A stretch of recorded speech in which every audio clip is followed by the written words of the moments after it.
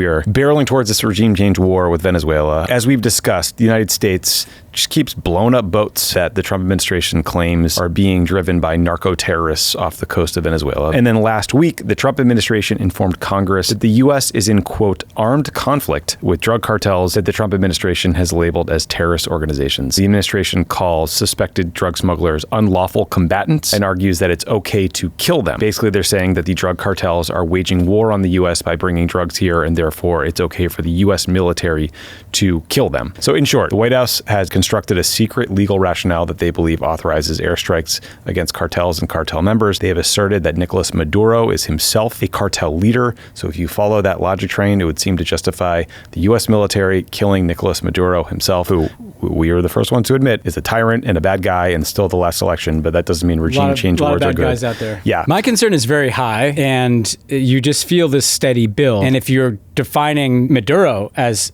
the head of a cartel, you're defining him as a combatant, potentially. And look, we should also say that under that logic, anybody selling drugs could just be killed. You know, it's a similar logic to like a policeman just shooting someone on the corner who's selling whatever. So that's scary. Venezuela is a big military dictatorship, you know. And giant, like geographically. It's the size of Germany and France combined. That's right. So I think these guys are talking themselves into something being easy. I don't know what the thing is, whether it's just bombing Venezuela, whether it's like some coup, whether it's some kind of opposition scheme that they'll get behind, or whether it's just like a full-scale regime change military operation.